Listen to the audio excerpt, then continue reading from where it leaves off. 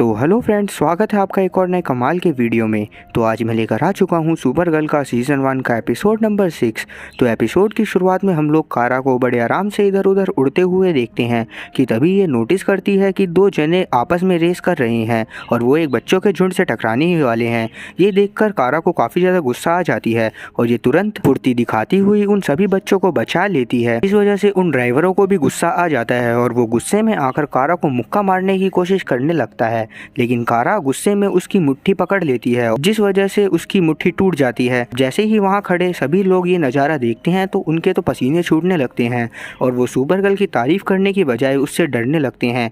ये सब कारा भी समझ जाती है, इसी वजह से ये तुरंत यहाँ से भागकर कहीं और चली जाती है। अब जब कारा थोड़ी देर बाद डीईओ पहुंचती है तो हैंक इसके ऊपर गुस्सा होने लगता है। हैंक इसे बताता है कि लोग सुपरमैन से डरते हैं क्योंकि वह इस बात की चिंता करते हैं कि अगर उसे सबसे ज्यादा गुस्सा आ जाएगा तो क्या होगा, वह तो कहर ही ढा देगा। अब ये बात जब मिस्टर लॉर्ड तक पहुंचती है वो बहुत ज्यादा खुश होता है और क्योंकि सुपर गर्ल ने उसे लास्ट एपिसोड में धमकी दी थी, इसी वजह से ये सुपर गर्ल को बदनाम करने के लिए इसकी ये फुटेज सभी न्यूज चैनल वालों को दे देता है, जिस वजह से लोग सुपर गर्ल को वापस से ट्रोल करना चालू कर देते हैं। इसके बाद हम लोग देखते हैं कि कारा जब अपने मनपसंद रेस्टोरेंट में पहुंचती है, यहाँ इसे लूसी और जेम्स आपस में बातें करते हुए दिखते हैं।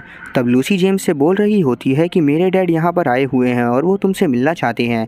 ये सुनकर जेम्स बोल तो देता है कि मैं उनसे मिल लूँगा, पर वो ऐसा दिल से नहीं चाहता था। अब इसके बाद जब ये कारा से बातें करने जाता है तब ये कारा को बताता है कि लूसी के डैड मुझे बिल्कुल भी पसंद नहीं करते क्योंकि मैं सुपरमैन का दोस्त हूँ और वो नहीं चाहते कि लूसी किसी भी ऐसे आदमी के साथ रहे जो कि एलियन से नाता रखता हो। आगे हम लोग कैट और उसकी मॉम कैथरीन को देखते हैं, जहाँ पर इसकी मॉम इससे ज़्यादा अच्छे से बात नहीं करती और इसके ऊपर गुस्सा करने लगती हैं क्योंकि इसे कैट की छापी गई पुस्तक कुछ ज़्यादा पसंद नहीं आई थी। क्योंकि कैट इसे कुछ भी नहीं कह सकती थी तो इस वजह से ये शांति से अपनी मॉम की बातें बस सुनती रहती है। जब कारा अपने ऑफिस में पहुंचती है तो यहाँ पर एलेक्स इसे मिलती है, जो कि इसे बोलती है कि मुझे जल्द से जल्द अपने डैड के बारे में पता लगाना होगा। इस पर कारा बोलती है कि हम जरूर पता लगाएंगे, बस मुझे थोड़ा समय दो। एलेक्स इसे बताती है कि मुझे तुम्हारी नहीं विन की जरूरत है, कि मैं चाहती हूँ कि विन डीईओ को हैक करे। इस बात को सुनकर कारा काफी ज्यादा शॉक होती है, लेकिन ये एलेक्स की बात विन से करवा देती है। अब जब कारा के कहने पर एलेक्स विन से बात करती है तब विन इसे साफ साफ मना करने लगता है, मैं डीईओ को हैक करने जैसा कोई भी काम नहीं करूंगा।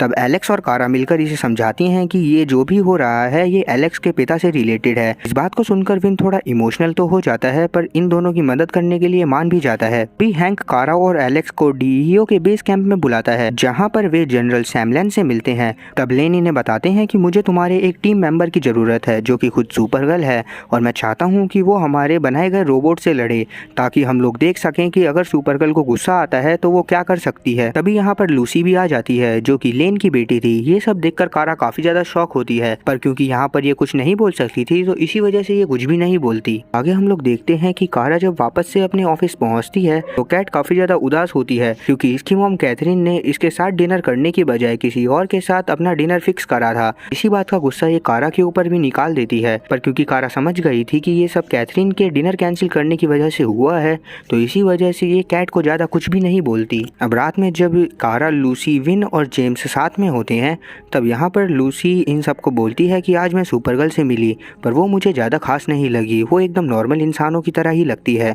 तब इस बात को सुनकर कारा को काफ़ी ज़्यादा गुस्सा आता है। अब आगे हम लोग देखते हैं कि आखिरकार वो दिन आ ही जाता है जिस दिन कारा को उस रोबोट से लड़ाई करनी थी। अब जब कारा की रोबोट से लड़ाई कराई जाती है तो कारा बड़ी आसानी से उस रोबोट को मारने पीटने लगती है और कुछ ही देर में उसका भरता बना देती है। लेकिन वो रोबोट को मारते हुए इतना ज़्यादा खो गई थी कि जब वो वास्तव रूप में लड़ाई जीत जाती है और उसे रुकने के लिए बोला जाता है तब भी वो नहीं रुकती और रोबोट को मुक्का मारती रहती है। इतना पिटने के बाद रोबोट में कुछ खराबी आ जाती है और वो सीधा यहाँ से भाग जाता है। अब यहाँ पर मोरो आता है जिसने उस रोबोट को बनाया था और वो सुपर गर्ल को बताता है कि तुमने उसे इतना मारा है कि वो एक मोड में चला गया है जिसमें उसे लोगों से छुपना होगा और उस मोड में ऐसा होता है कि उस रोबोट को जो भी खतरा लगेगा वो उसे तुरंत जान से मार देगा। इस बात को सुनकर ये सारे लोग काफी ज्यादा घबरा जाते हैं क्योंकि वो पागल रोबोट पूरी नेशनल सिटी के लिए खतरा था। अब क्योंकि कारा की वजह से वो रोबोट भाग गया था और साथ ही कारा को अपने गुस्से के ऊपर कंट्रोल नहीं था, इसी वजह से सब उसे उल्टा सीधा बोलने लगते हैं, जिस बात से कारा को बहुत ज्यादा बुरा लगता है।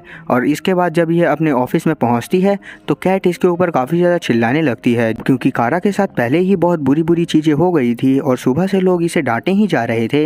इसी वजह से कारा काफी ज्यादा गुस्से में आ जाती है। गुस्से में आ जाने के कारण ये उल्टा कैट को ही उल्टा सीधा बोलने लगती है, जिस बात को देखकर कैट खुद काफी ज्यादा शॉक हो जाती है क्योंकि आज तक कारा ने कभी भी ऐसा नहीं करा था। तब ये कारा से साथ डिनर पर चलने के लिए पूछती है।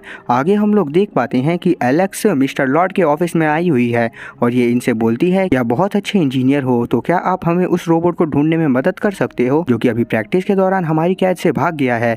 इस पर मिस्टर लॉर्ड मना कर देते हैं, जिस वजह से एलेक्स को यहाँ से जाना पड़ता है। वहीं दूसरी तरफ जब विन मिस्टर लेन से मिलता है तो मिस्टर लेन इसकी काफी ज्यादा बेइज्जती करने लगते हैं क्योंकि एक तो ये सुपरमैन का दोस्त था, ऊपर से इसे इस बात का पछतावा भी नहीं था कि ये उन लोगों से दोस्ती बना रहा है जो कि दूसरे ग्रह से आए हुए हैं। इस बात को सुनकर जेम्स को अच्छा तो नहीं लगता, पर क्योंकि वो लूसी के डैड थे तो इसी वजह से ये उन्हें कुछ कह भी नहीं सकता था। वहीं हम लोग देखते हैं कि कैट और कारा भी एक रेस्टोरेंट में आए होते हैं, जहाँ पर बातों के दौरान कैट कारा को समझा रही होती है कि तुम्हें किस तरह से अपने गुस्से को कंट्रोल करना चाहिए।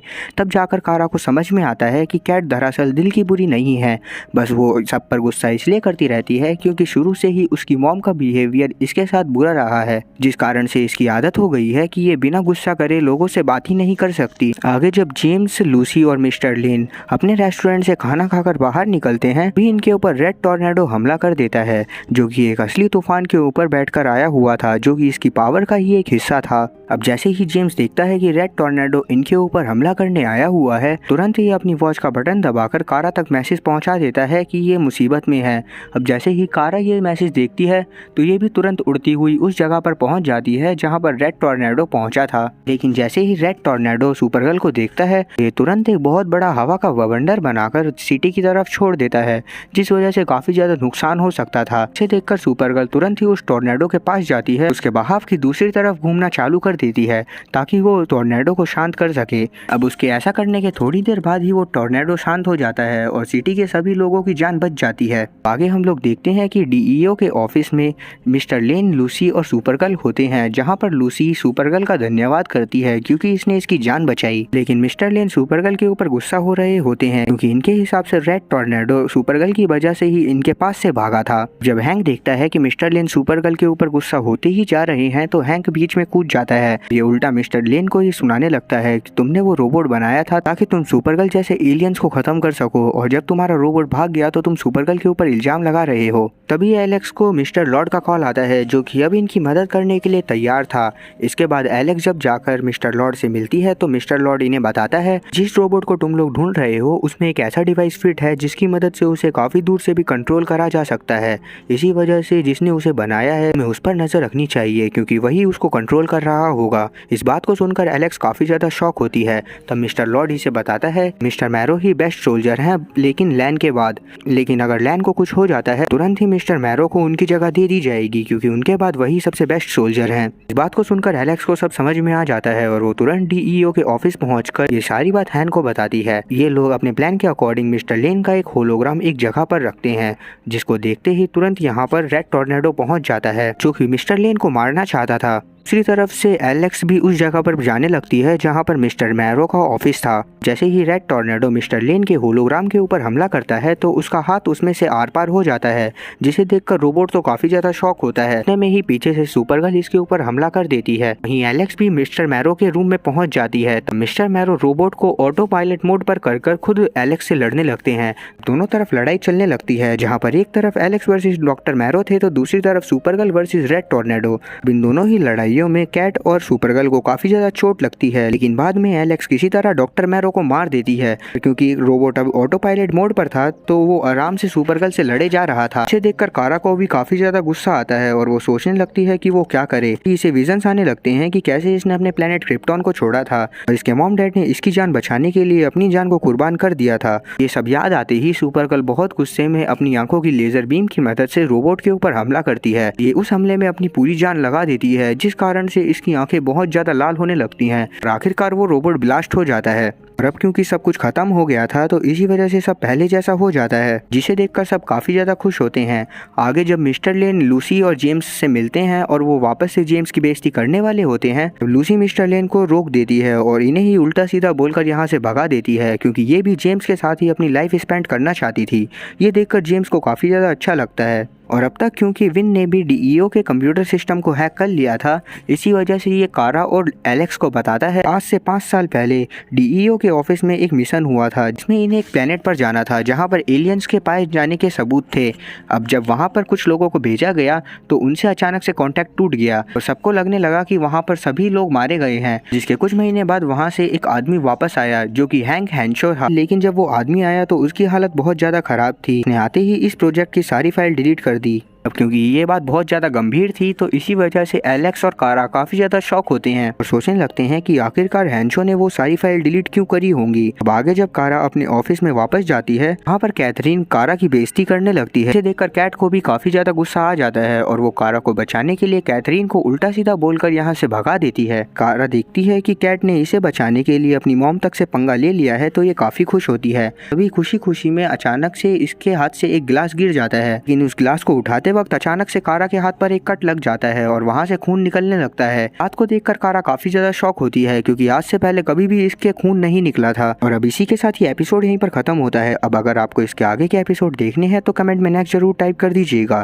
ताकि मैं जान सकूं कि कितने लोग हैं जो इसके आगे के एपिसोडों को देखना चाहते हैं। उम्मीद है कि एक्सप्लेनेशन अच्छी लगी होगी। अगर एक्सप्लेनेशन अच्छी लगी हो तो चैनल को सब्सक्राइब करना और बेल नोटिफिकेशन को ऑल पर सिलेक्ट करना और वीडियो को भी लाइक करना। मैं ऐसी ही और मजेदार एक्सप्लेनेशन वीडियोस लाता रहूंगा।